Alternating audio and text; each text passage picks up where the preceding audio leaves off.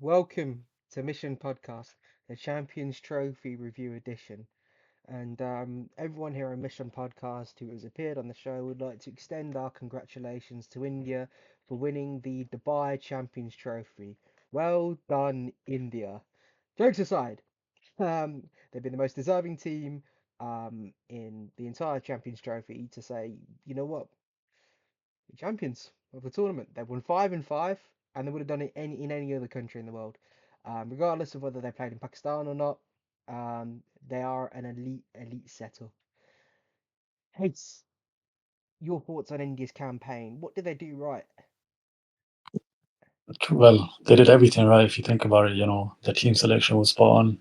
They played the games properly. The way they went about the innings, everything was all right. But I still can't, I appreciate what they've done and how they've played the tournament, but I still can't come to terms with the fact that they didn't agree to play in Pakistan, man.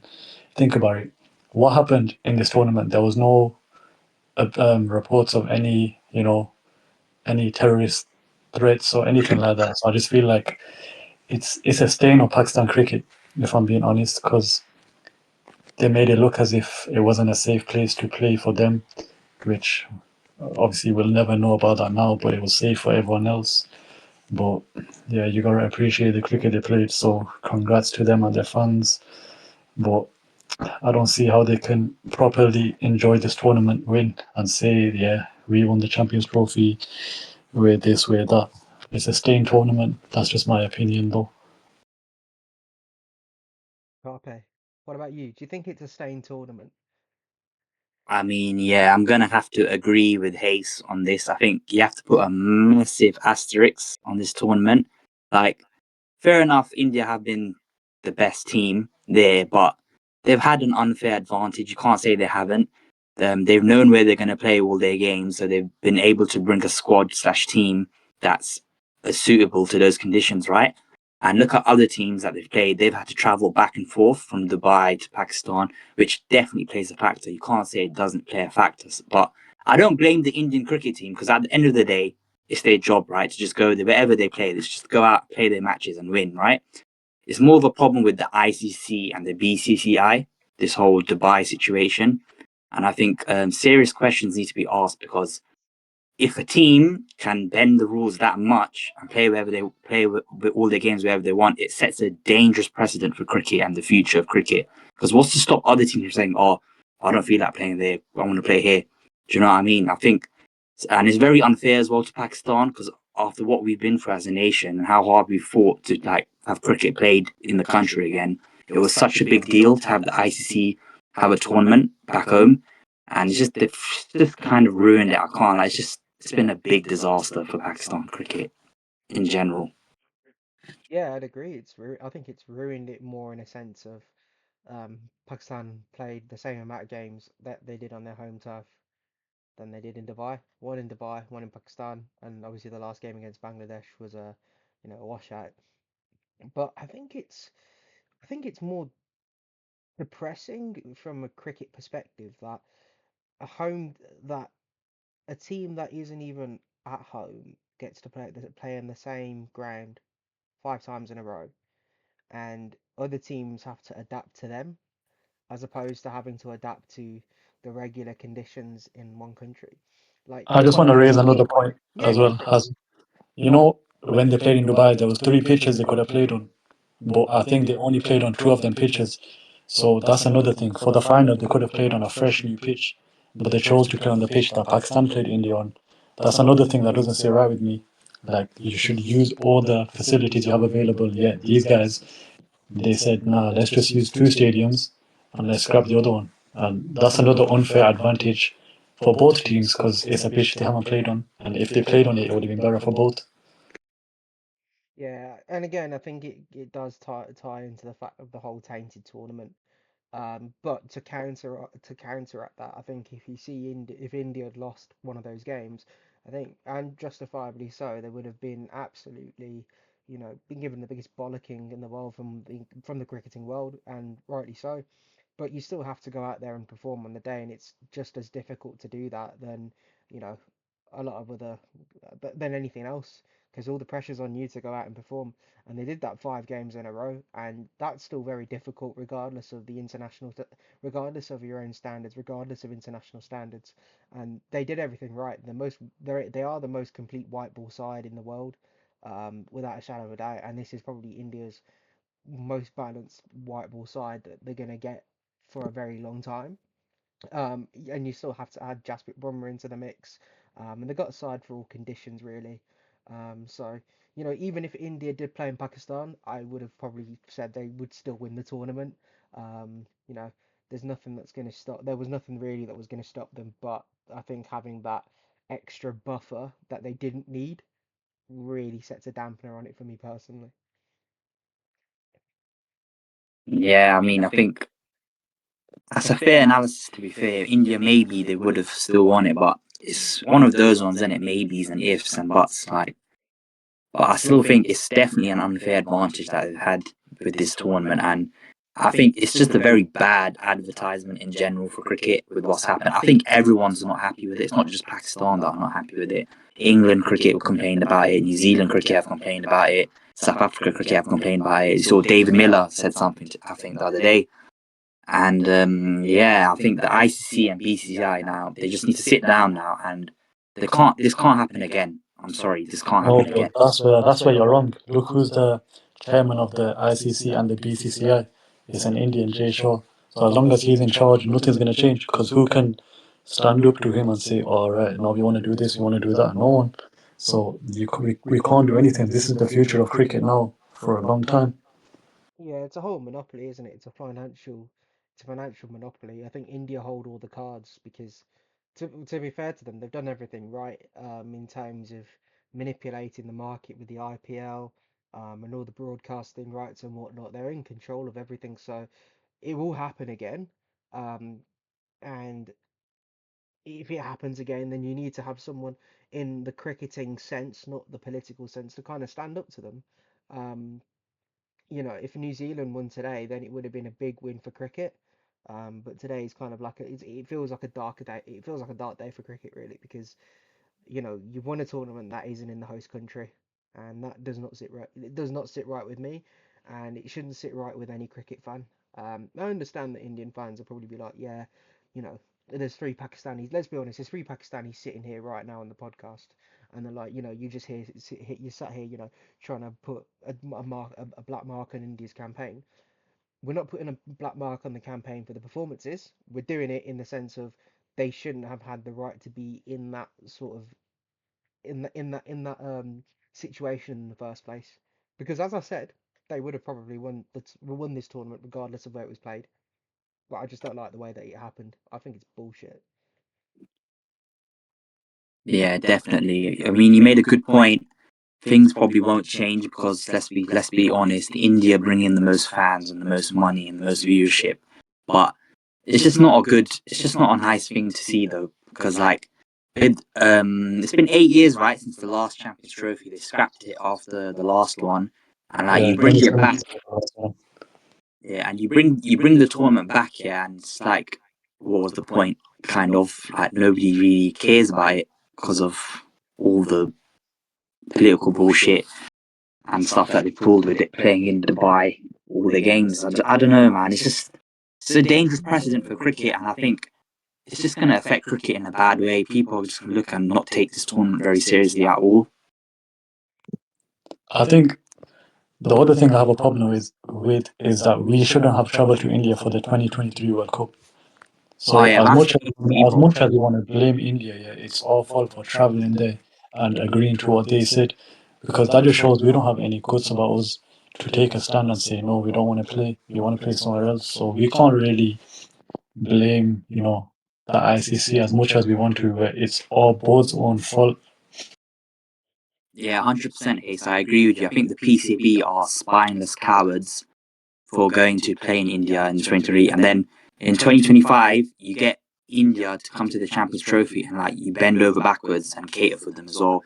Yeah, But I I don't think, know. but I think for the 2026 T20 World Cup, because that's in India, if I'm not wrong.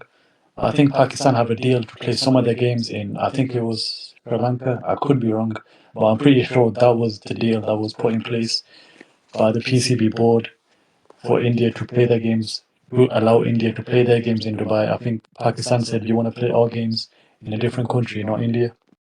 We'll see, bro. We'll see. You know, at the end of the day, PCB, they're gonna listen to the money, bruv. If India tell them to play there for a bit of money, they will. I don't really trust the PCB at all to back their word on that. Yeah, I think the same to be honest. But let's move away from more of the whole like political boards of cricket and whatnot, because that's what the PCB is, political cricket board, as much as they are, and the BCCI, the BCCI, ICC, they're kind of like everyone assumes both of them being the same, BCCI, ICC. Um, I feel like India, in more of a sense, they had every single base covered, despite the fact that Jasprit Bumrah wasn't there. Talk to me, Hayes, about how complete India were, just from the way that their preparation was for the tournament, and then the entire lineup. Really, I think every little thing went right for them in that aspect. Well, for me, what I think decided the tournament, obviously, their opening batsmen, they were good, very good. Spin bowling was another good thing. Obviously, the finishers, but I think the middle order was the reason why they won this tournament. You look at Shreyas Iyer and Rahul as well. I feel like if them two weren't in the form that they were in, India don't have a chance at this tournament. Because think about it, every game them two came in, India were, say, chasing 130, 140 from 25, 26 overs. And like today, we saw today when Rohit got out, they needed what 140, I think, of 27, 28 overs. And New Zealand were bowling spin from both ends, building up pressure. And I feel like the way they've handled the tournament, them two in particular, they they're the biggest factor behind this win. Obviously, Kohli played well. He got his hundreds. He got everything. But I feel like them two were the like they were the base. They were the reason why India won the games that they did. So huge props to them because I feel like they were the best players of the tournament. Them two personally, me and um, yeah, Rahul and Ayu. Yeah, for sure. I can agree on that, to be honest. I'm looking through some of the games at the moment, and I think, well, in the Pakistan game, India were 100 for two when Shubman Gill got out and Kohli was there, and Pakistan, you feel like you can go bang bang, and you could be four down for 120. Shreyas Iyer makes 56 of 67 and then supports Kohli in getting 100. Then you look at the let me scroll up a little bit more. Where is this? Oh, there's ads on this stupid app. I'm just Then you I'm just looking at the the Australia game, the semi final. When Rahul came in, how much did they need? I think they needed, I think, 90 or 100. And he took it to the 45th, 46th over, and he was still there at the end. He was the one who finished it off. So I just feel like him and Shreyas were the two best players in the batting lineup. And I don't think it was close, to be honest. I think if you take them two out, India lose two, three games. I think they lose the final as well. Yeah, for sure. I mean, even if you look at the group stage game that New Zealand played against India, India were 30 for three in 7 overs, and Shreyas made 79. In that game. With obviously Aksa Patel helped out massively as well with that 42. But Shreyas Iyer had a really good tournament. That 79 in that game that it propelled them from a score where you could be all out for 180, 190. All of a sudden you were at 249 for nine, and you even brought up the Australia game as well. Um, Kohli played magnificently as Kohli does. But Rahul closed out the game brilliantly with Hardik Pandya, and those are it's the little cogs in the machine that make everything work well. You had the spin 100%. attack, the It's four like you said, you had them four spinners, yeah, with Axar, Jadeja, Chakravarti, and Kuldeep Yadav, and then everyone looks at Rohit, Gill, and Kohli, but no one's ever going to appreciate Shreyas Iyer and KL Rahul, because if they weren't there, especially in that game where they were 30 for three, or even in the final today, um, when Kohli got out for nothing much. If both players weren't there, we're looking at a serious, it could have really changed the tournament. Yeah, for me, they're my top two players of the tournament. So I can't pick a number one because they're both as good as each other. But for me, they were the top two players in general in this tournament. Just really solid. Mm. And I think also with Kel Rahula, he's really improved with the gloves as well. I remember watching the IPL a few years back when he was Kings 11. This isn't related to his glove work, but when he was the Kings 11 best batter. I think this was when Chris Gale was part of Kings 11 Punjab, and he was just scoring runs every single game, and he's always had that about him. I remember when he came to England and he was India's best opener. And even when he played the Border Gavaskar Trophy, he was again India's best batter. I felt The funny thing about that is he was trying to find form that series. He came in that series out of form and he still performed. He's one of them players that you would want anywhere in the world. Like he's one of them players you just say, all right, if I'm in a difficult situation, I need someone to step up. It's going to be him because he always performs. yeah, and he certainly deserves his flowers. And I think I said before the tournament that I said before the tournament, it's got to be Shubman Gill's coming of age tournament. I still feel like aside from that 100, he still hasn't risen to the occasion. But Shreyas Iyer is someone that has really stepped up and has matured, and is a solid lock at number four. Again, I remember him having loads of trouble with a short ball. He's knocked that off. He plays spin amazingly well, and he's just got a lot of maturity about him as well. And really pointing out what you've said there, those two, if India don't have those two, they can have all the strike bowlers in the world with their spin. They could have the explosiveness of Rohit, Gill, and Kohli, but those two really controlled the middle phase, with Axar Patel helping out at a couple of junctures as well. I just want to touch on Gill. I don't think he had a great tournament, to be honest. But you can see the signs of that. He's a class player, but I just feel like you need to see more from him, especially in the knockout games. Today he was good, but I just feel like he needs that big score, that one big score, and that will push him on. Oh yeah, for sure, 100%. I mean, it's just like he did amazingly in that first game. Um, he did amazingly in that first game, and then just kind of like came off the boil a little bit. But he's lucky that he's got world class teammates in Rohit Sharma, who was brilliant this tournament. I felt he changed his game from being selfish to being selfless, and he was remarkable at many points in the tournament doing that. An out of form Kohli, um, a wash Kohli, as me and Karpe said in the Pakistan rant, still manages to go out and churn big scores, even when he's out of form. So, you know, and Hardik Pandya as well. I felt like he was a big factor in how India finished games as well. Even today, I think there was this six that he hit off Rachin Ravindra, and it was like, yeah, this is game set and match. Yeah, So he's really really good. He's one of the players I think he's undroppable for India, especially in this format of the game. You can't drop him. yeah, he's that maverick superstar player that you can't really turn away because he can change the game in the matter of 2 or 3 overs for you with the bat, or he can take a wicket at any point with the ball. I feel like with him, I don't think people realize how long he's been doing it. I remember the innings he played in 2017 in the final, and what we're 8 years on, and he's still performing at the highest level. I think his quality. He's really really good. Mm. And again, he's one of those players that have matured as well. I remember that innings, and he could have done it, but obviously it was a very long way away. I think Pakistan won the game by 180 runs, and Jadeja didn't run him out, etc., etc. But he's matured just from being a slogger to now being someone who's more measured, and again, you could see that with the knocks that he's played throughout the tournament, and it makes me think of like loads of other teams. It's just not as complete as India's. Like you could take out a spinner from India's team, like let's say if you take out, they wouldn't drop Jadeja, but I feel like it's his last tournament. If you drop Jadeja and you brought back Bumrah, or you played three seamers and you had Arshdeep and you played two spinners, they've just got every single base covered, and even their bench is strong. Like you've still got Yashasvi Jaiswal to come in and perform for you with the bat at some point down the line in his career. Rishabh Pant did not play a single game, and this is Rishabh Pant we're talking about, and there's so many other players that India have in their ranks. It's just a very, very, it's a golden era for India, really. Um, and they deserve, they 100% deserve this tournament victory. regardless, irrespective of all the conditions and whatnot. Sorry, can you guys hear me? Just off. Yes, bro, we can hear you.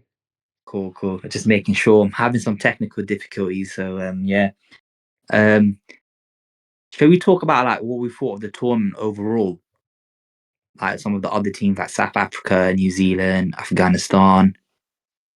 Yeah, I'm happy to do that. Yeah, let's start with the Yeah, finalists. Let's start with the finalists. Yeah, the enough of the India glazing. I want, bro. I just want the views. I'll be honest. I want the views. I want the views. I want the likes. I want every man saying King Kohli under the comments, and boom boom boomer and all that, or cha cha Chakravarti or something, man. Let's get a new chant going. Um, but let's talk about the finalists. New Zealand. Um, I feel like they were the only team in the tournament that could really match India's, Dubai, I feel Dubai like Masters. I don't know, I feel maybe like this. they got really unlucky with Mahenu's injury today. Mm, Really, really unlucky because the way I see it, if he opens the bowling, I don't think India get off with such a fast start because he's so accurate with his line and length. He doesn't go for runs. And then towards the end of the innings, like they had O'Rourke bowling in the death, and he just went for runs. And I think death bowling's always been the issue. Like I remember people saying Lockie Ferguson, he was washed, he was this, he was that. He was by far their best death bowler, and I don't think they've found anyone to sort of replace him. Now you look at Jameson today. I don't rate him very highly, but just going for runs, drop catches. I just think the bowling was very weaker than Matt Henry today. If they had Matt Henry, who knows, maybe they would have took it to the last over. They might not have won, but I feel like he would have made it a very closer game than it was. yeah, I think people tend to underrate Matt Henry. I remember in 2019, he was the one that he was really good in that opening burst. Got the ball to seam, swing, and caused England a lot of issues in that final. And would have guaranteed to have done the same here as well. Um, I don't know if you remember the semi final as well. He was the one oh who yeah, was he was bringing the breaking ball. it back. He was the one. Yeah.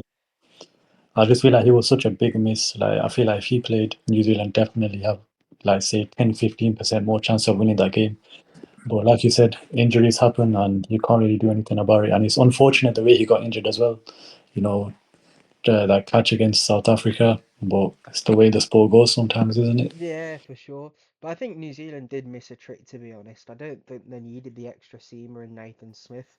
I think you probably could have got even 10 or even 15 or 20 more runs somewhere else from having Devon Conway in, a left-hander up against the leg spin of Chakravarti, left hand right hand combination. Even if you slotted him at like what 5 or 6 or so, just anywhere in that batting lineup, then you've got someone who can play spin very well, left-handed, and he brings more value to the team than Nathan Smith, who bowled 2 overs for 20 odd, and was just out in the field pretty You know, much with most of the Conway, game. I actually think that Conway's best position in longer formats is number five. I don't think he's an opener because, like you said, he can play spin. Come in at number five, like the middle overs, he can just bash spin, rotate the strike, and he's a left-hander as well.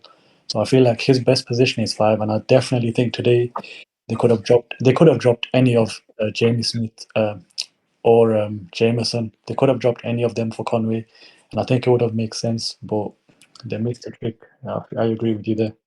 Yeah, for sure. And I think that's something that I don't think the New Zealand dressing room will regret on that, but I think over initially they won't regret it, but over time I think they'll be kicking themselves thinking, What if we had an extra 20 runs?" And you weren't going to make those 20 runs with having, I think, well, I think Mitch, you wouldn't have had, you wouldn't have made those extra 20 runs elsewhere, to be honest, except if you brought in someone like Devon Conway or even Mark Chapman, just anyone that could go out there and make runs, just make a difference, really. You know Um, what? I also think New Zealand missed out. Obviously, Williamson got injured. He didn't come out of the field when they were bowling because I feel like Santner missed a few tricks, especially when it came down to the last 15, 20 overs. There was one instance where I said in the group chat, Santner should bring himself onto bowl, and he was bowling. I think it was Phillips, and he was going for runs. And I was just thinking, you can't wait for the game to go 50 overs. I mean, if the run rate's less than six, let's say 95% of the time, the game's not going to the 50th over. I feel like he should have brought himself in, and he missed the trick with that massively. So I think there were a lot of factors New Zealand were on the wrong side of today, but they just got outplayed in the end. Has it was it you that said on? I think we tried to do a preview app, but you said Santner's going to get the most wickets. Did he end up getting the most wickets in the tournament? I feel like he didn't. I I think he wanted to was check this tied now. with 10 because he had 7 before the game. And did he get 2 or 3 today? I think he got 3. I could be wrong. I know he got 2, but I don't know if he got 3. But he was on 7 before this game started. Yeah, so the most wickets were Chakravarti and Mohammad Shami. Wait, hang on. Was it? Wait. No, it was Matt Henry with 10. Matt Henry, yeah, sorry, Matt Henry. Matt Henry with 10.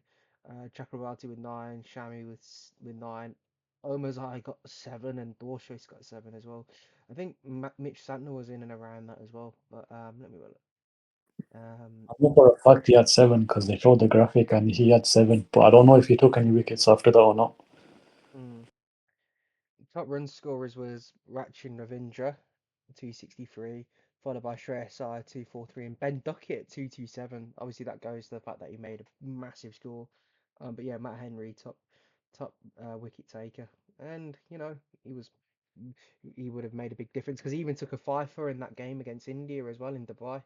So I think New Zealand, yeah.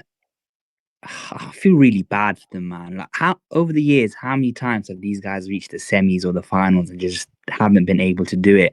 And for such a country with such a small population, I think they've only got around 5 million people or something like that.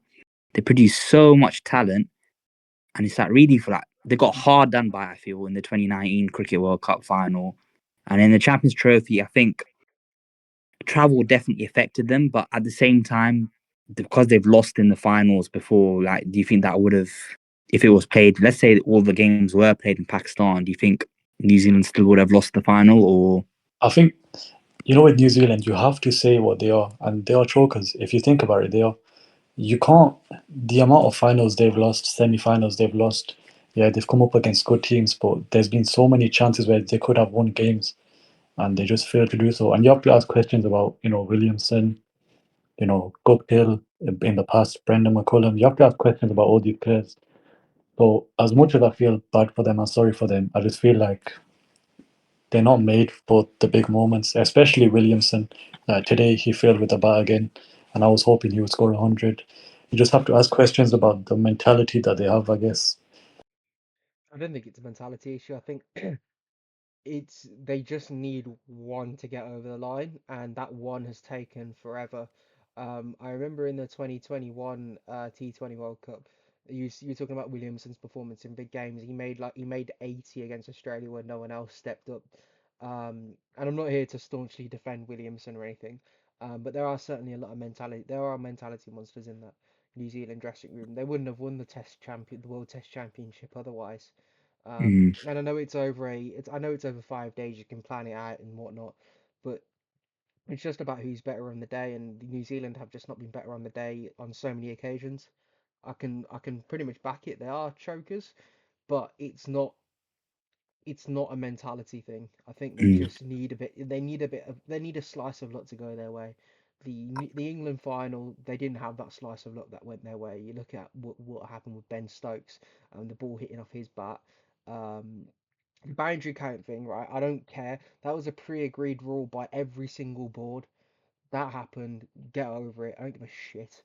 I'll carry the Australia badge as an England fan. You know what But the yeah, thing is? but I don't think I don't think New Zealand started off bad today. How much was their opening partnership? Was it 50 in about 7, 8 overs? I don't think they started off bad. But then when they lose wickets, they lose them in bunches. Like they lost 3 at once, and then Mitchell played. I thought it was a very poor innings. I don't think the pitch was 63 of 101 deliveries bad. So I feel like if he accelerated a bit more in the middle overs, they could have. Because look at the way they finished the innings. Who was it? Bracewell. He made a quick fire 40 odd. I feel like yeah, if Mitchell 53. took more of a risk, yeah, I feel like Yeah, if Mitchell took more of a risk, they could have ended up with say 250, 270, 280. So I just yeah. think, yeah, it's a brain thing. They just don't know what it takes to get over the line in big games. No, the only thing I can sorry, Carpe, I know you're about to speak. The only thing I can counter on that one though, Hayes, is I'm looking at it again. Latham got out in the 23rd, in the 24th over, 108 per 4. Let's say if Mitchell decides to kind of like accelerate or whatever, we're in and around the 30th over, and you've not got much batting to come. Bracewell played a gem of an innings, but I don't think he's done it too often to make you think, oh yeah, um, oh yeah, this is going to happen. We've got Bracewell at the back end. You think these are guys that can bat, but they're not going to, hit out as they did. So, I don't think it's a horrendously poor innings in hindsight. Poor innings, yes. Like really, really bad. I don't think so because he still gave his team a chance to defend a total of 251 in the final. Um, and I think New Zealand would have probably wanted maybe 280 on that pitch in a final if you said 280, 50 over World Cup, and you got spinners to come on, and India could potentially choke. You take that all day of the week.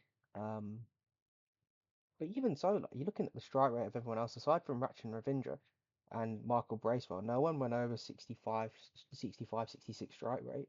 So it's not so like, was the pitch difficult for batting? I don't know. I don't know. I think it might have been, but could that also be testament to how well India knew the conditions and how well their spinners bowled too? I think another thing that we no one talks about is I don't think India batted first many times on that pitch, did they? Because I know for Pakistan they chased against New Zealand today. Who else did they play there? I think was it Bangladesh. They chased versus Bangladesh as well. So I think that was another massive advantage because who knows? It looked like it was easy to bat in the second innings, and Well, they obviously never they won the bat toss. in They the never second won the toss. They most never of the won the games. toss though. But they never Yeah. won the toss though. So it's not like it's India saying, "Oh, we'll have a bowl," or New Zealand said they wanted to bat first. Australia said they wanted to bat first. I think. Um, Pakistan in the game again in Dubai, they said, "Yeah, we'll have a bat first." I don't know about Bangladesh. Very likely they would have said, "Yeah, let's have a bat first." So, or whatever the situation was. India have never Mhm. had to like India. They lost all the tosses, so it's not like they said yeah we'll bowl and then all of a sudden they get proven wrong when they have to bat first or whatever. They literally yeah I don't know. No, I agree with that. I just think that that's another advantage that they placed in all of their games. So who knows if they batted first, how they would have, performed. I think they batted first in the group stage game against New Zealand, and we saw how that went. And even then, they didn't make the biggest target as well. So I feel like 250, 260 is power on them pitches, but like you said, they have the best spinners in the world, so there's nothing you can do, and obviously they have that.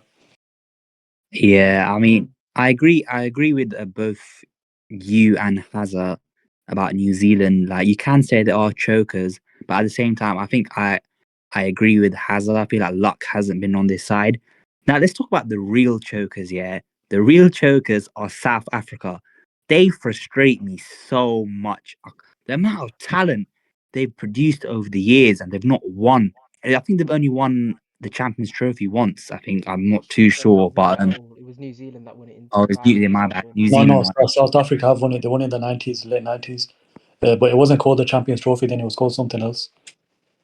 The Yeah, ICC knockout tournament or something. Yeah, yeah, something but for a country like South Africa, the amount of talent and amazing cricketers overall, all round cricketers they produce, for them not to win anything here is an absolute crime. And I feel imagine that we complain as Pakistan fans. Imagine being a South Africa cricket fan. I'll Yeah. be I'll be so depressing. Yeah, I mean, where do you start? Like, you look at the name. I'm looking at the names of this South African lineup that played the semi-final not too long ago. Ryan Rickleton, Temba Bavuma, Rassie van der Dussen, Aidan Markram, Heinrich Klaassen, David Miller. That is a very good batting lineup, and most teams, if you were offered this batting lineup in world cricket, they wouldn't trade it. Um, they wouldn't trade it, except India, maybe. That is a But I feel like top batting lineup. you look at that list and how many players are aging. Rassi, he's aging. Miller's aging. Markram's not been in the best form. Bavuma, he's been on and off. I just feel like they're an aging squad, and they had a lot of injuries. Like Kudzia was injured, Nokia was injured, so they played Ngidi, who I don't think would be a first choice pacer for them He ever. wasn't that. He wasn't that bad though. I don't think in this tournament. He wasn't. He wasn't horrible. Could have been Now, better, but I I know what you agree, mean. but Yeah. when you have players like Kutsia injured and Nokia who are clearly like a level above him, it Mm, affects you and the way you plan your bowling. mm, for sure. And even Maharaj as well. I think South Africa are going to move on from him. But the good thing for South Africa is for a lot of these players, their final frontier is in 2 years, and that's at the 2027 World Cup in South Africa, which I think is going to be, I think it's going to be the best World Cup since 2015. I know 2019 had the best final and whatnot, but the quality of games I don't feel were as great in 2019. 2015 had so many gems. I think this World Cup coming in 2 years in South Africa is going to be amazing, and it's going to be a final frontier for a lot of players. I think Rohit, Kohli, Joe Root, Williamson, Miller, Van der Dusen, um, Heinrich Klaassen, so many players are going to call it a day after that tournament, and it's going to be one final dance for a lot of these guys. I feel like And that's South Africa's best chance in a long time because you look at the young yeah, players they have. Rickleton, he's going to be more mature in 2 years. Tristan Stubbs, even Brevis, he might come through the ranks. Then you got Kutsia. They're all going to be 2 years older with a lot more experience and a lot more mature. So I'm hoping they do win that tournament. To be honest, even as a Pakistan fan, but I just feel like they deserve something. Like the old gen deserve something. yeah, of course. Yeah, I mean, might even be Barber and Rizwan's last tournament. Hopefully, I'm just joking. I hope this one was their last tournament. Barbers anyway. Rizwan can stick around for me because he's the only one that can keep wicket.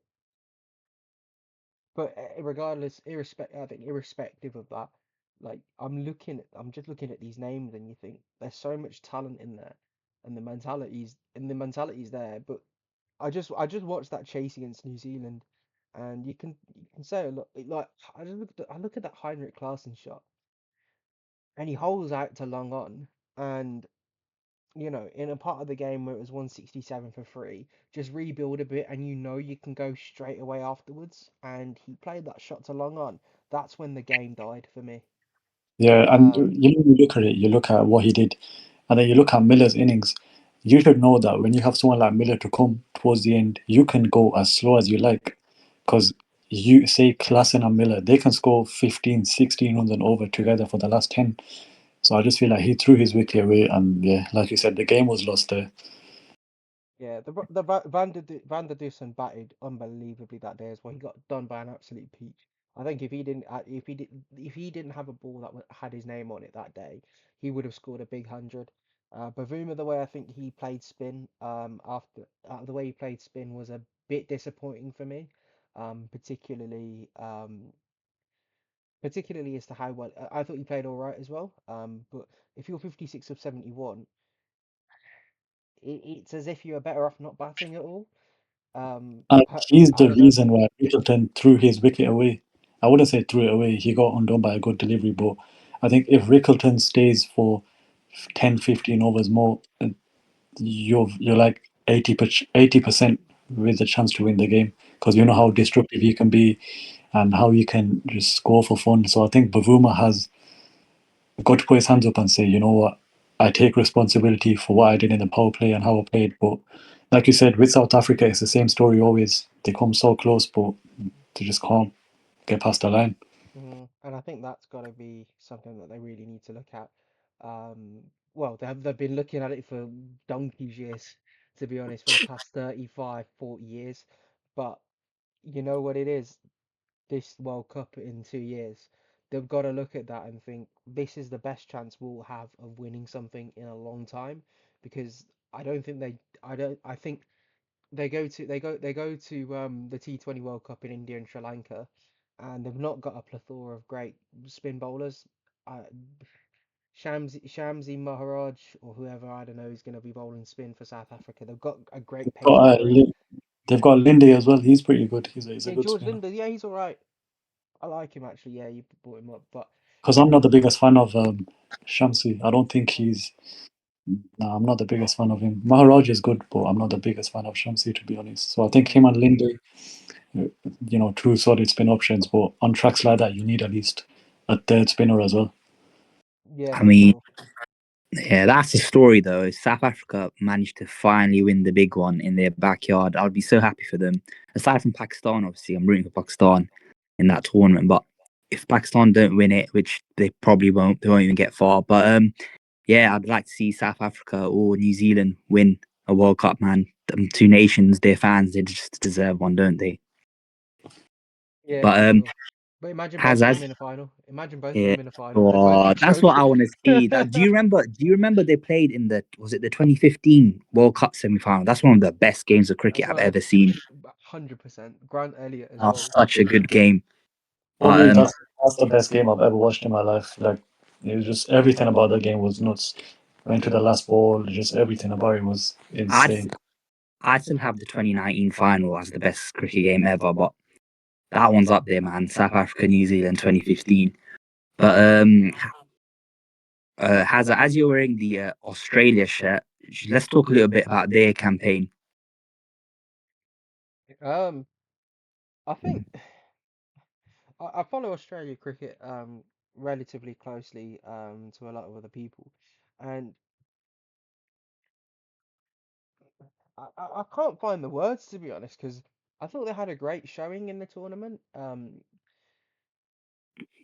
Obviously the game got rained off against South Africa, so we never really got to see them go against South Africa. But they were fantastic against England. Like they could have easily conceded 400, 420, and they managed to restrict England to 350, 360. And Josh Inglis, he's a superstar cricketer. He's got to be, he's a superstar, man. And they've unearthed, no, I wouldn't say unearthed because he won the World Cup, but I feel like he's really established himself in the international scene.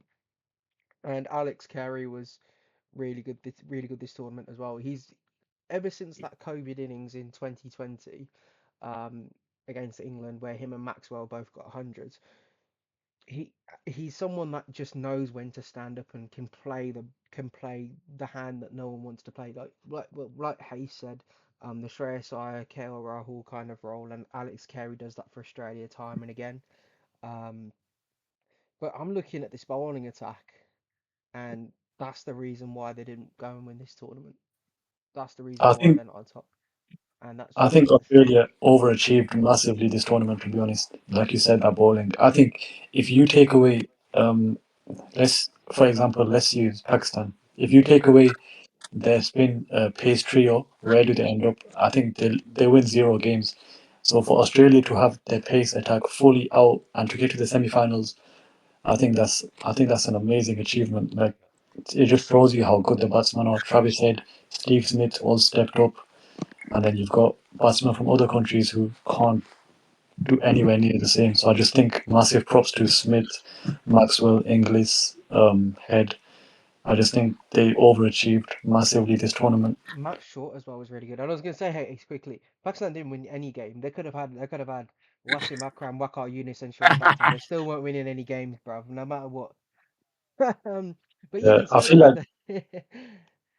I feel like they just massively overachieved. I think I can't really find any weaknesses apart from the pace bowling. And even then, I don't think the pace bowling was too bad. I thought Spencer Johnson was okay. I thought Ellis was really good. Obviously, I think Dwarshuis was a bit on the expensive side in most games, but he still took wickets. But I just feel like even Zampa, he wasn't at his best, but he bowled well. So I think they had a decent tournament. And I remember Matt Short bowling really well in a game against Afghanistan as well. Matt Short, to again another great cricketer, that I rate highly. And you know what it is? You're right though. I think if you swap Stark, Hazelwood, Cummins, I think Australia actually do go all the way. It's just that extra X factor those three guys bring. And even if you didn't have Hazelwood or one of Hazelwood, Cummins, or Stark, and you brought in Nathan Ellis, or Dawshois or Spencer Johnson, you still would have fancied Australia to go and win the whole thing. They were depleted and they still played some pretty damn good cricket. Um, Also, but I thought Cooper Conley bowled really well. You know, when he got bowling for that one game, I thought he bowled really well. Obviously, I know he got zero with the bat, but I think about it, he's a kid. It's his first ever ICC event, and the way he bowled versus India, that middle order, I thought he bowled really well. So it's another one for the future. Yeah, for sure. I think it goes a long way for Australia to be like to know that they've got. I still think they're the favourites for the next tournament as well. I think they're favourites for the T20 World Cup. Sorry, not the T20, for the next 50 over World Cup. Just knowing that they've got that international pedigree, they are the Australia and they are tournament kings.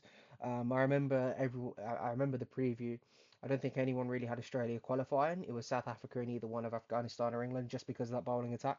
But Steve Smith is captain. You know, he's a mastermind really. And it's quite sad to see him retire from one day cricket, but you know, he'll be a big miss in that one day tour in that one day World Cup. But he gets to go out on a high, knowing that he finally got to captain Australia in a not finally get to captain Australia in an ICC tournament.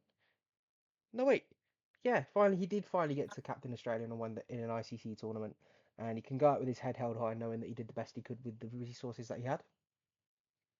Yeah, I mean, not this might be a bit of a glazing sesh, but I think Australia are by far the greatest cricketing nation of all time. The amount of talent and players they produce, their bag is absolutely crazy. As you guys have mentioned, they come in with like a weaker squad this year, and nobody really had them winning anything, but they still managed to reach the semis, even though people didn't really think they'd get that far. They're just mentality monsters, aren't they?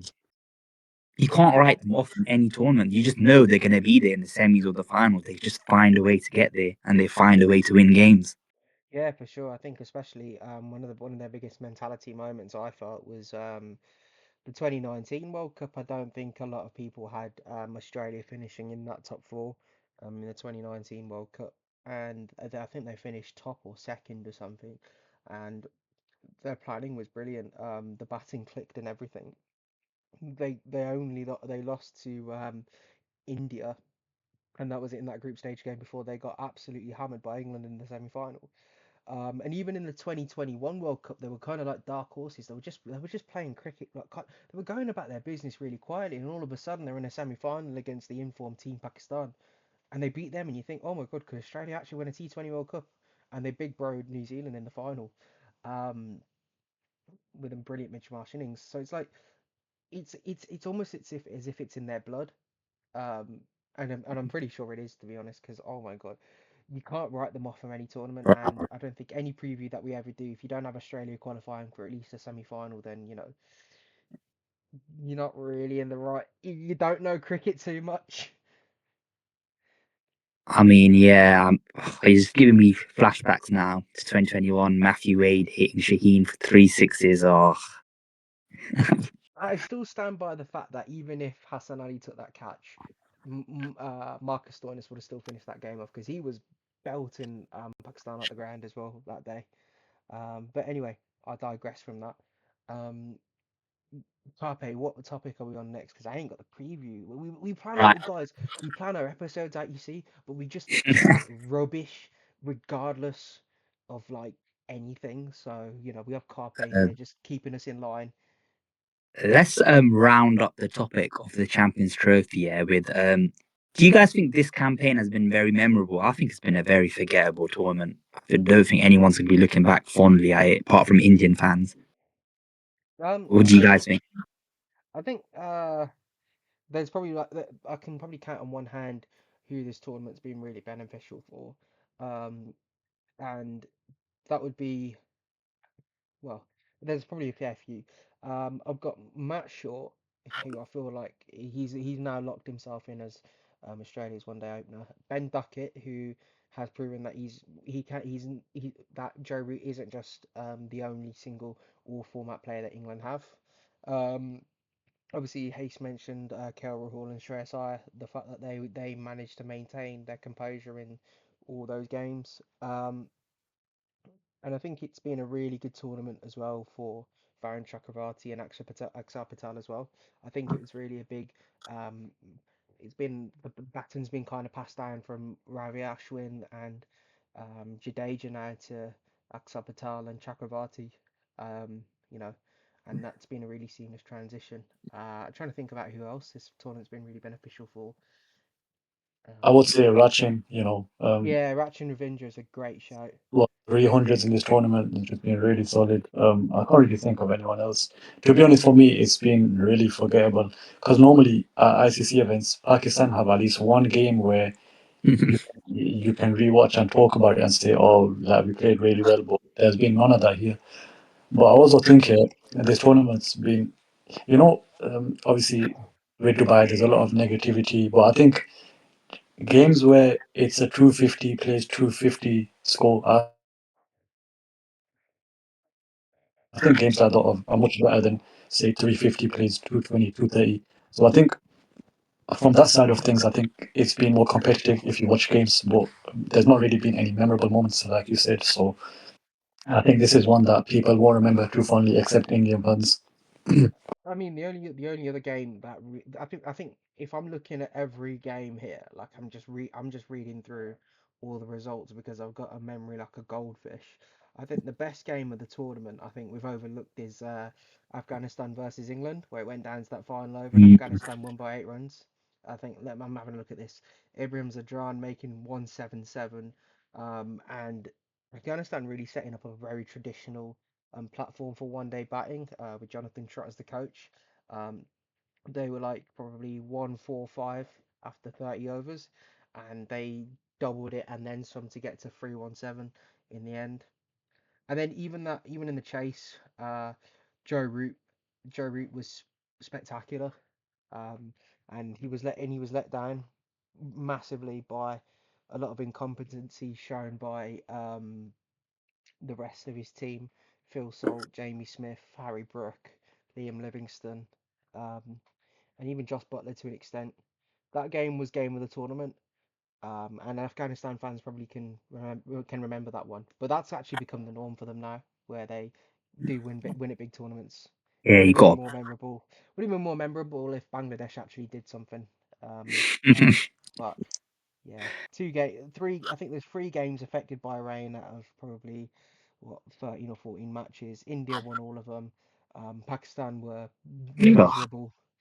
Um, and yeah, there's not much else to go on to be honest. And South Africa and New Zealand choked. So it's been the same old shit. Same Um, old story. but yeah, But yeah, thinking. I was gonna ask, who do you think, aside from the Pakistan squad, they can all hang their heads in shame? Who else? What player do you think needs to have a serious hard look at themselves in the mirror after this tournament? I think for me, there's one player. I know he's not played much, but I think it's still solid for me. I think he was really, really poor. I thought the Pakistan pitches would suit him a lot because they are flat pitches and they're there for runs to be made. But I think he was just very, very disappointing. I'm hoping that it doesn't translate into his IPL form because we need him at his best. But I think he was the most disappointing player that I watched this campaign. For me, I'm gonna go with kind of. I'd love to look at most of the England setup, but I'm really disappointed in I think in Harry Brook. Um, and I just think to myself, he's such a talented cricketer, but and he suits Pakistan pitches as well. The guy owns the guy. It's like his second home.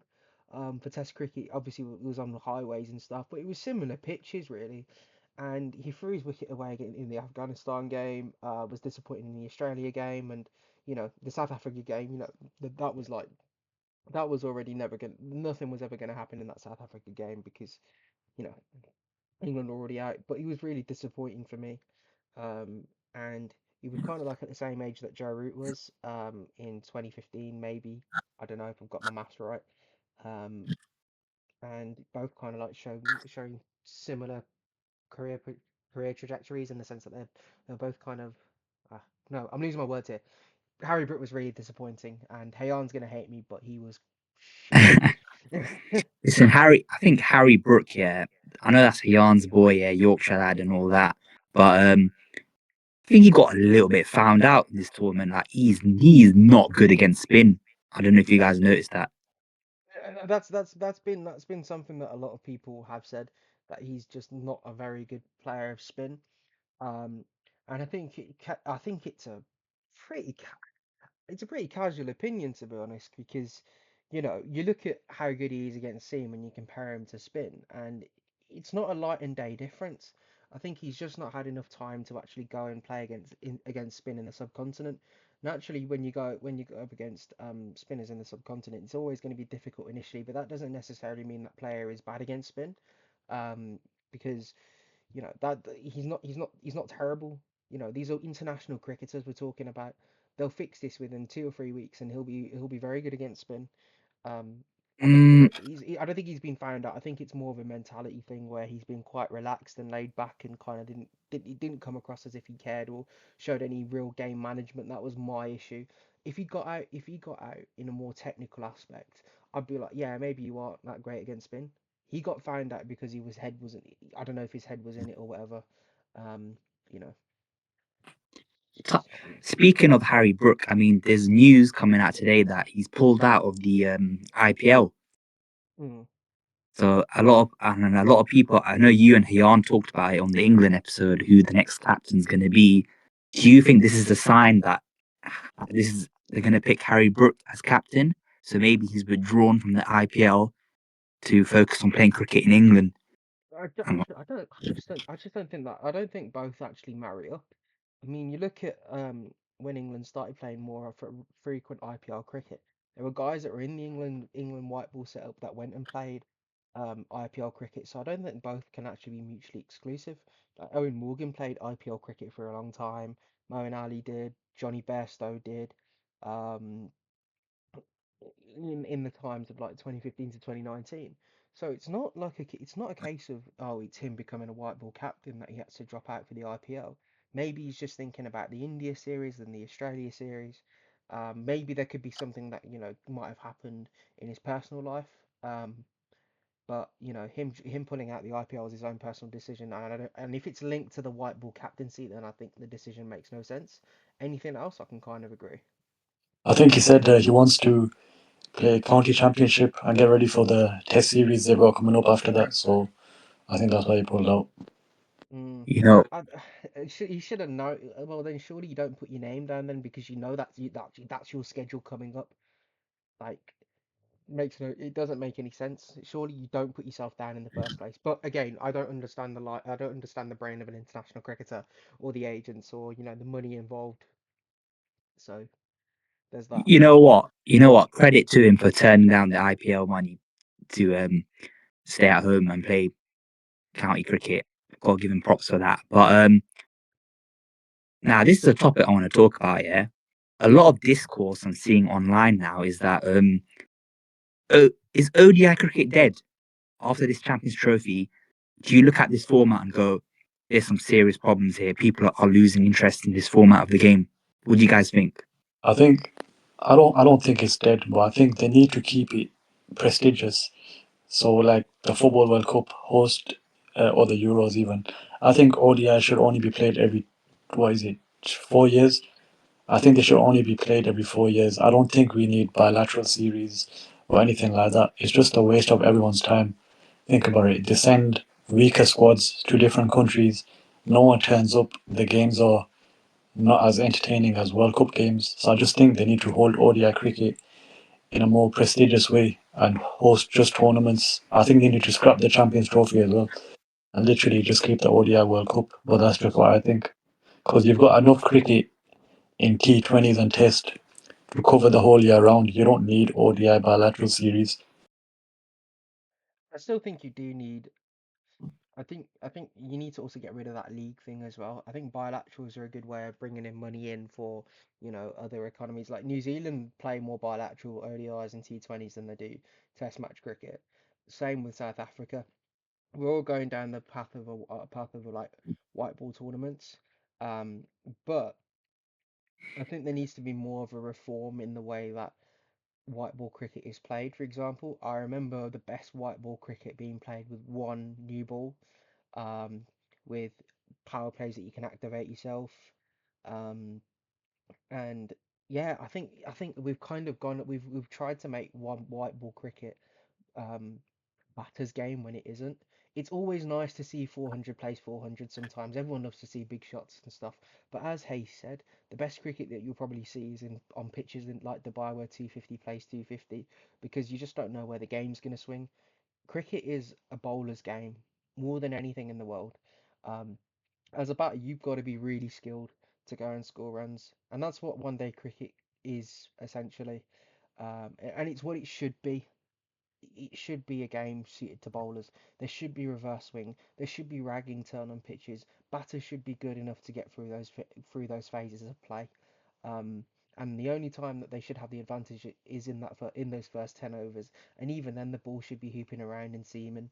Um, I think the game's kind of like gone away from a more traditional enjoy tradition. It's gone away from that traditional aspect and it's become more modernized in the sense of T20 cricket all the way through. Like Hayes said, for example, Phil Salt, being one of the biggest disappointments of the tournament, he's a T20 player. He's not a one day player, like in that respect. So, there needs to be reform in the format. And Moeen Ali even said it quite well as well. The game's dying. So there needs to be a change in that aspect in the format. I mean, for me personally, my favorite format is ODIs, like to watch at home or in the stadium. I think it's a proper day out. It's a proper, I'm not too big of a fan of T20 cricket. I get it for entertainment wise and everything, but I feel like the way with T20 cricket is going, they're starting to introduce even shorter formats like T10, the 100. That's what they're trying to do now with cricket, and it's having an impact on the ODIs because now people don't really see the value of playing an ODI series and they can just go to a franchise team and play at T20 cricket. And I think that franchise cricket, T20 should be kept to franchise cricket instead of international and scrap T20 to international cricket. I know that's a radical idea, but I think that's something they should do. And I agree with Hayes, scrap the Champions Trophy, have more bilateral series, and keep the World Cup every 4 years to like add the value and importance of ODI. What do you guys think of that? I don't really agree, to be honest. I think you still need to have bilaterals because then you decrease the almost the I think you decrease actually the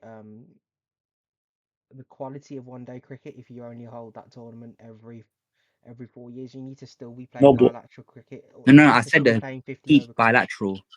No, I said no, keep but bilateral. I said scrap T20, international Oh, T20s. oh yeah, yeah, 100%. Oh, sorry, I didn't. I think I zoned out. 100% get rid you of know the what? international T20s. The only Scrap them. reason why the only reason why I said scrap bilaterals is because look how many leagues are played all year round.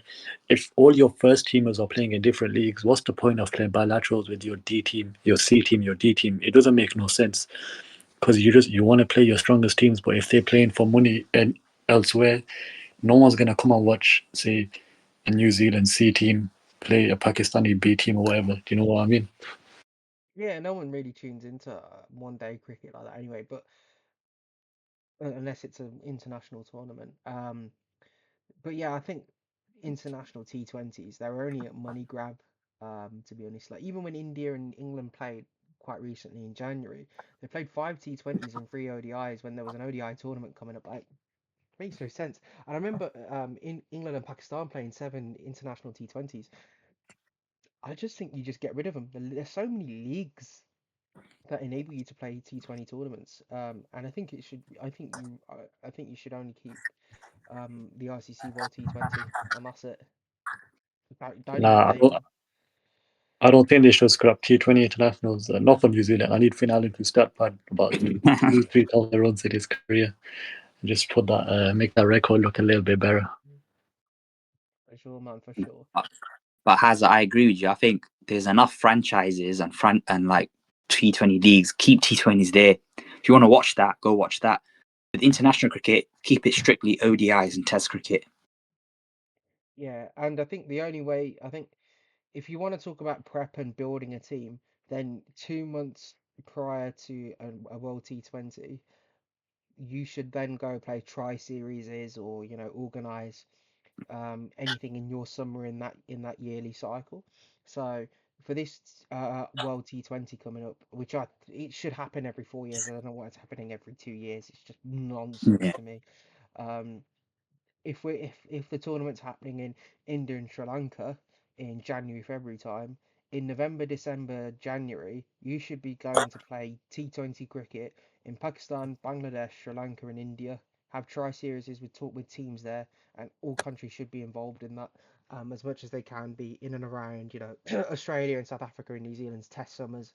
But playing in those countries and getting used to those conditions. Again, the cricketing calendar is so it, it's terrible. It's so bad, and it kind of needs cleansing, if that's the right word. I mean, yeah, exactly. I mean, ODI, I don't know about you, but the ODI World Cup, that's the tournament that I look at and yeah, that's a serious tournament. I don't look at T20, I don't really count T20s as that serious, to be honest with you. I feel like they were fun. They are a fun format to watch, but it's just, it's ruining international cricket because you got players, right? They'd rather play in their franchise leagues because they get more money there than go and play an ODI series. And you see teams putting out their B teams and C teams for these ODI games. And I just don't like it, man.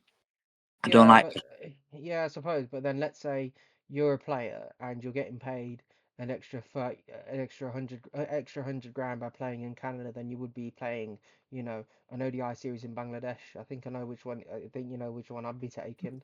The 100 grand in Canada. Like I'll go play ice hockey for an extra 100 grand and potentially break my leg before an Ashes series. Like people like cricket's a very very short career and you have to respect some of the financial decisions these guys take, and I kind of sympathize with them, but at the same time it's a massive double-edged sword to the world of cricket, um, and that's ultimately something that we can't get past in modern society. Yeah, I think the ICC needs to sit down and like try to seriously reform ODI cricket. I mean, I like the how they've introduced the World Test Championship with the Test matches. I think that's a really great addition to Test match cricket.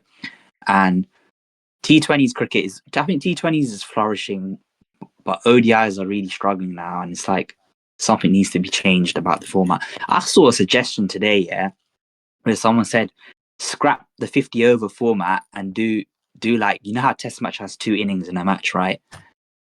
Do that for ODI cricket, like 20 over innings. Ah, nah, that's ridiculous. What do you guys think of that? I understand the perspective. I understand why they suggested that because you can play 4 T20s in one day. It's just shit though, isn't it? Like, why would you? I understand, but it's like just keep the format as it is then. Like, it's just don't change what's Mm, beautiful. Just change, just slightly alter. Like, use one ball, have a power play, some here there, or like have a power play, or how the Australian League they have this the power surge where you get like 2 overs to basically have a power play. Like, why not just put that into ODI cricket and have like an explosion part of the game? Just do that. Just don't overcomplicate such a beautiful format of the game. Make innovations. Don't mm, rip up the playbook. yeah, I mean, that's what we think. It's kind of sad to see, but I hope ODI cricket doesn't die out, and I hope it can get back to its once former glory.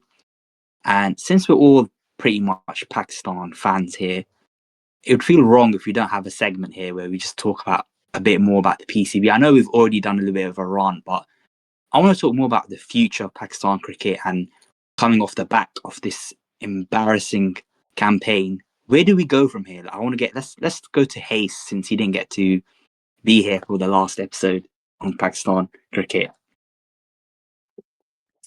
Why are you asking me? Where are we going from here? Yeah.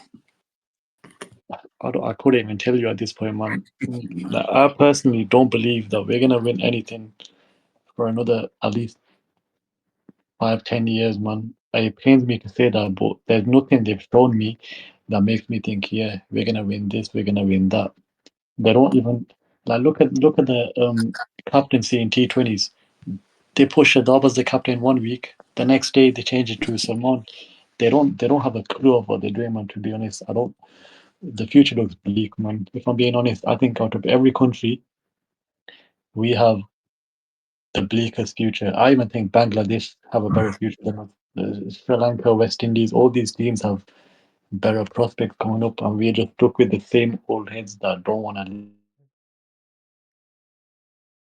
leave or don't want to put the ego aside and help the team. So I just think if I say what I want to say, I'm gonna get banned or whatever. So I don't want to go into too much detail. But I'm just gonna say that may Allah help the team, man. That's what I can say. I mean, I think upon reflection, even in the Pakistan run, think we were a little bit harsh. These are two teams that got to the final eventually, and there were two teams that were head and shoulders above every other, team in the competition. India won every single game. New Zealand won every single game aside from playing New Zealand. Sorry, in aside from losing to India. And I think there should be there still has to be a big change in Pakistan cricket. I think if we played Bangladesh and lost, I think there would be I a wish that lot happened. more fury, a lot more That fury, happened. and I wish that would have happened as well because they deserve to lose that game because Bangladesh were not stinkingly bad. They just the quality of cricket from the Bangladeshi side of things Mm. isn't that great, but they still showed a lot more fight and character, especially in that India game as well. But you know, like Pakistan cricket, there's just not a clear plan. Like Hayes said, there's nothing that just tells me that they're gonna go in some sort of direction. Like, okay, we're gonna play a fearless brand of cricket, or we're gonna play a very intelligent brand of cricket. It's kind of like mixing and matching the best players without having a what's the word?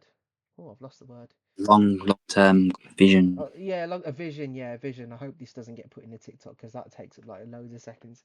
Pakistan cricket don't have this sort of vision where we're going to be playing in this way. At least with England, for example, there's something there's an identity. Yeah, that's the word. There's an identity. Pakistan cricket has no identity.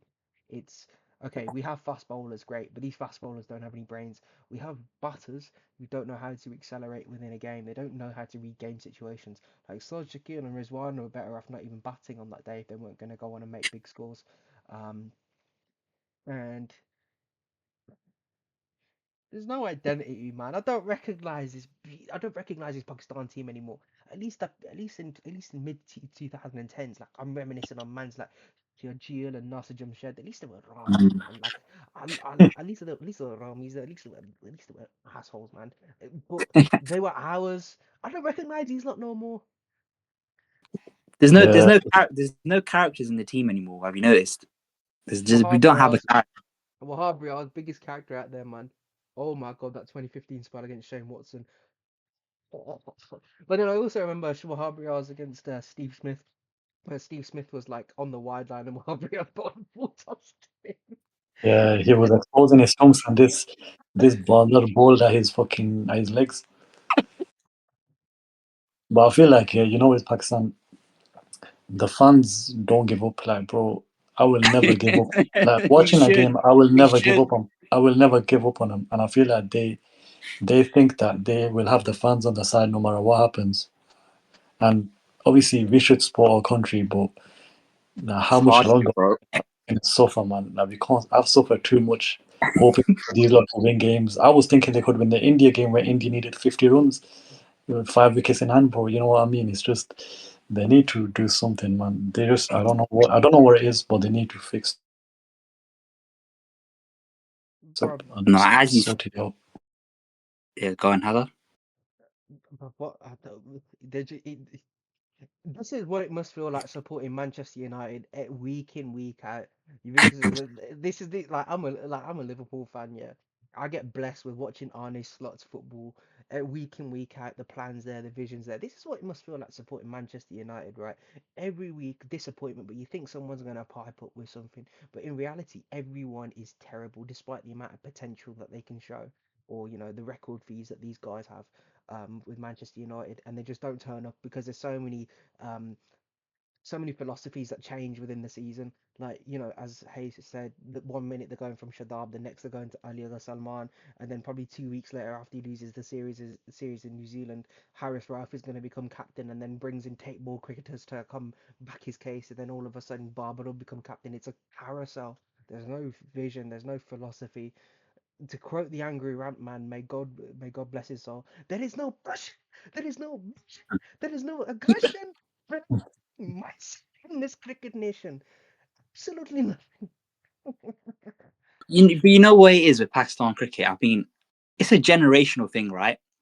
They've let us down for generations. Yeah, I'm pretty sure you guys all have your uncles or your dad telling you, "Oh, you should be used to it by now. They always do this." But I just look. I think we're a bunch of. We mentioned South Africa and New Zealand being chokers. I think Pakistan over the years, we have been some serious underachievers as well. The amount of talent we've produced and that's come through, the fact that we've only won the 92 World Cup, the 2009 World Cup, and 2017 Champions Trophy, it really hurts, man. Some of the plays that we've had, oh, I mean, I it's don't know. just sad, isn't it? It's sad. I mean, I think it goes to what Muhammad Hafiz said. Like Pakistan as a nation, we are underachievers. Look at the quality of players that we've had. Um, but to kind of like counter what he said in terms of the 92 lot were underachievers. They could have, won the World Cup that Sri Lanka world won, and then they were the best team in 1999, if not for Australia, Mm. if not for the fact that they choked on the day.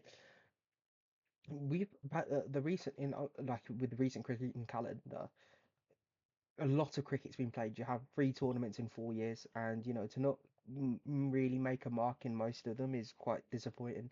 The 2022 World Cup, Pakistan did not bat well at all, and the bowl. I think, but that was one of the few days where I could actually say Barber actually captained really well. But was just when you're met by someone like Ben Stokes, you can't really do anything. In 2021, the batting wasn't great aside from Fakhar Zaman. Um, in that semi-final, even though they had a good showing in that tournament. Um, it's just perennial underachieving. Um, but but in a weird way, is that their ceiling, and we're only saying they're underachieving because they're not good enough, and we have not high It goes back expectations. to the fact that the players that we have and that we talk about are not what other fans think about them. Like, you ask any England fan, any Australian, what they think of Barber, they'll say, yeah, he's a good player, but he's not achieved what he should have. If you ask a Pakistani fan, what do you think of Barber? Oh, he's world class, he's this, he's that. We gas our players too much to the extent that Mm. the players think that they don't need to do anything else because they've proven to us that this good. I just think it goes back to Pakistani fans. We overrate our players too much. I 100% agree with you, Hayes. I feel like coming off 2021 and 2022, right? Pakistan fans have been hyping up this squad.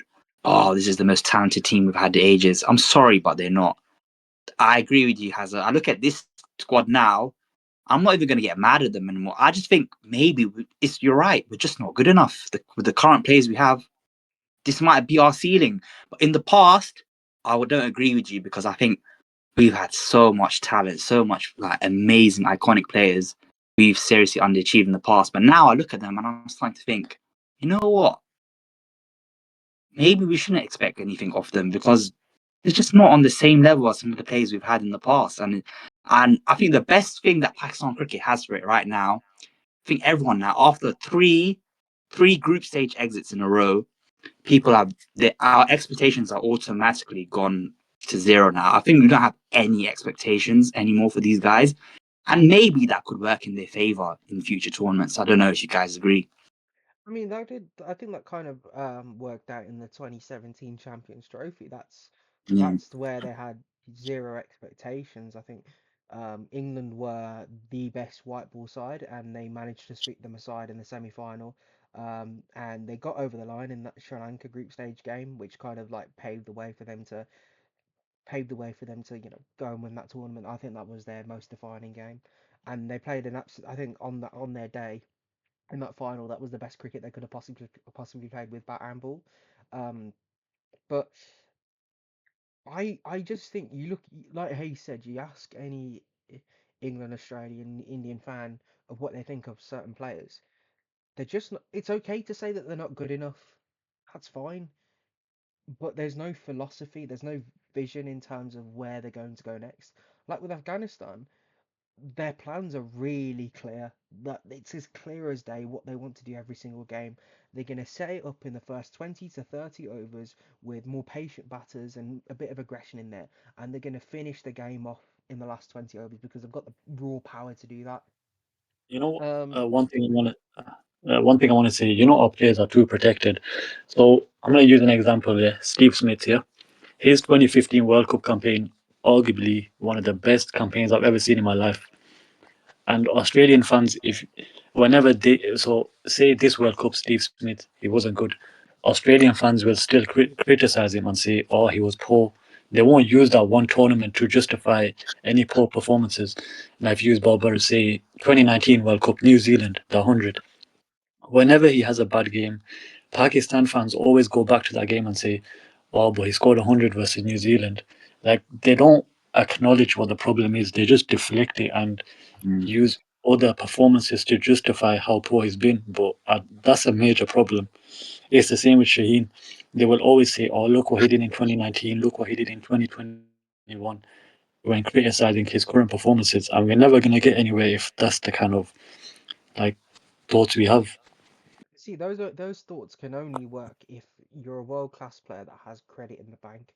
I remember talking on the Pakistan Rant podcast that players like Root, Coley, Smith, Williamson, if they have a lean patch for about 6 months to a year, that's fine because they are world class players that can bring it back at some point. And Joe Root, Smith, Coley, and Williamson, they would have had a lean patch and they've come back. They've done that every single time. But the point that you made, which was really really good, was that Pakistan will bring back performances like one singular performance now from 6 years ago to justify that they should still be in the team. Like for example, if I said that about I'm trying to think of a really random innings here from one player. If I said Luke, I'm going into into some mad depths of cricket. If I said Luke Wright played a really good innings in 2010, and then played in the T20 World Cup in 2016, for example, um, and someone criticised Luke Wright for not for being in the team instead of Jason Roy or Alex Hales, and I bring back the 2010 World Cup, that's never going to work because he doesn't deserve to be in the team at the time. And Babar Azam is not that good enough in the world in world cricket to have that level of protection. If he was any other nationality, he wouldn't be in that he wouldn't be in the team right now because he's not good enough. But because he's from Pakistan, he's protected, and Pakistan don't naturally usually produce many good batsmen. He'll always be Mm. in there, and he'll always have people that protect him. If we're being honest, yeah, now that we're on the topic of Babur, what teams does he get into? I'm talking all formats. Let me start. He doesn't get into England in any format. He doesn't get into Australia any format. I don't think he gets into New Zealand any format either. Uh, India, he doesn't get into their team in any format. West Indies, they won a test match in Australia recently. Does Babur get into that test team? I can't even confidently say he does. Potential. I think it's 70-30 in favor of Babar Azam. I Yeah. still think I think a lot of those teams. But the thing is though, you'll name West Indies, Sri Lanka, Bangladesh as teams he'd probably get into. That's his Yeah. level. Then And then is that the yeah, level is that exactly. the I level think Pakistan are at now, and yeah, that's the and then level we should expect. compare it with someone like Kohli. He gets into every single team in the world. I don't care what your thoughts are. If he's Indian, if you don't like him, he gets into every team in the world, and that's the difference. It's just standards, man. There's just standards that we don't have that other countries do. I mean, We used to have these sort of standards with our bowlers though. We used to have these sorts of standards with our bowlers, like when we had Muhammad Ahmed, like at his peak, no one would be able to touch him. When we had Junaid Khan, like everyone would have Junaid Khan or Muhammad Ahmed on the team. I even look at the current Pakistani crop of bowlers now. Harris Rauf would not get into many teams in the world. Shaheen, no, not a lot of teams would want to take Shaheen. Into the side. They would take Nassim. They'd take Nassim Shah. That's how you compare your best players. Would they be able to get into another country's best team? If they don't, and on the basis of Pakistan cricket, a lot of them don't. Then there's a problem with the player quality that we're producing. And I don't know if I'm it's being a serious. grassroots things or if Yeah. it's a grassroots thing that we need to do. Is it a mentality, cultural thing? Um, I think it's just a big issue, to be honest. If I'm being now that you've brought up his name, I genuinely don't believe that Haris Rauf gets into any team in the world, and I mean that from the bottom of my heart. I don't believe he gets into any team in the world. He's not good enough. What he would, he's the kind of guy you find playing cricket, tape ball on the street in Pakistan. That's it. He doesn't get into no teams. I don't think he gets into Sri Lanka, West Indies, Bangladesh. Bangladesh have pacers that are 10 times better than him. He doesn't get into no team in the world. This is big. On the topic of Raf, if he was Australian, he'd be really good because he loves performing over there. If he stayed in Australia for the rest of his life, he'd actually be a damn decent bowler. But yeah, you're right. He just doesn't get into any other team in the world. Nah, I'm not I, hearing it. He doesn't get into Australian No, team. no, I'm not He's saying not. he get. I'm not. No, no, I'm not saying he gets into Australia's team. I'm saying if he played first class cricket in Australia or T20 cricket or Big Bash in Australia like he does, then he would actually have a chance of breaking in and playing more home series in Australia than a lot of other bowlers in Australia actually do because he's got that slingy action. He can hit that back of a length, and he did really well over in Australia. I'm not trying to discredit him on that aspect. Um, but yeah, he just doesn't get in, in anyone's best team. And I think there's hardly anyone that actually can say that except for Fakhar, Saeed, and maybe Ali Salman because I'm having him over Livingston. I just want to bring up the point of these guys being overprotected. I think that's in general now with any sport. Players are very, very protected now compared to the ones of the past. And there's this thing going on, right? A lot of former Pakistan cricket legends like Wasim Akram, Waqar Yunus, Shoaib Akhtar, yeah, have come out and like heavily criticized the players. And you've got a lot of our fans like attacking them for it. And it's like, what are you guys doing? They're going back and like calling these guys frauds and stuff. Like, I find it crazy. What do you guys think? But obviously, like Wasim Akram, how can you slander a cricketing legend like Wasim Akram? The guy's an icon, not just for Pakistan cricket, for cricket in general. How many people do you see saying, "Oh, Wasim Akram's the best bowler they've ever seen"? Not just our fans, England fans, Australian fans, and you're having a go at this guy for what, calling it as it is. Shout out the Wasim Akram 414 perfume. This smells amazingly. Get this at Junaid Jumshed stores and whatnot. But Like, jokes aside, um, he's you listen to so many England fans like the Lancashire lot, um, the older Lancashire lot. They love Wasim Akram. They when you talk about swing, you think of Wasim Akram. You think about pace, you think of Waqar Yunis, and Pakistani fans slandering them. It's this whole like you've got to protect your own, but there's nothing wrong with a bit of constructive criticism. Shoaib Shoaib Akhtar saying that these guys need to bowl more and beef up. This is coming from one of Pakistan's all-time great bowlers. Like Shoaib Akhtar's no joke. This guy bowled the quickest ball in cricketing history. He's not he's not a, he's not Mohammed Sami or he's not a shit bowler. He's Shoaib Akhtar. Like If you want some, how do I even describe him? if you want some stats, he has 444 international wickets for Pakistan at an average of 24. This and is these guys, what our fans are so butthurt. They're so butthurt that they are calling out our players. Like, why? These players that are current copper players, they've achieved nothing compared to the guys that are criticizing them. And it's not even like they're slandering or abusing them. They're just giving them constructive criticism, and people can't handle it. And you got these guys going back, our fans are saying, "Oh, but you guys haven't won anything for us."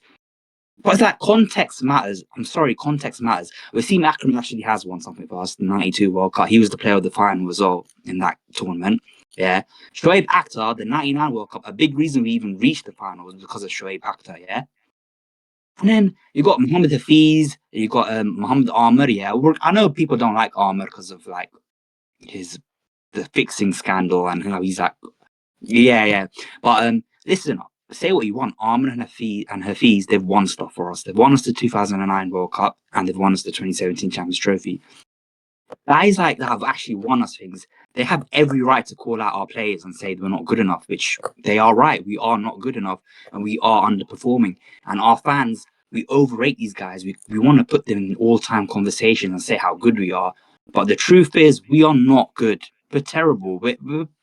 And yeah, and then one thing I will say though, you do have a lot of players, like some shit players like Ahmed Shazad and Kamran Akmal, like talking a big game about our current like they need to like humble themselves as well. Like you guys didn't really do much for us as well. He did, Comrade Akmal did win an ICC tournament. And he was Oh, actually okay. quite good. I do remember him being in that 2009 But do you T20 World Cup. But how many tournaments do you think? How can I say? How many tournaments would we have won if we had a different wicket keeper, bro? That guy was one of the worst wicket keepers we've ever had. The amount of serious catches this guy's dropped, he's criminal as well.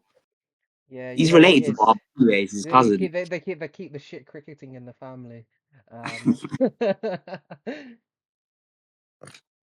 But yeah, on that note, I think Pakistani cricket have a lot to fix.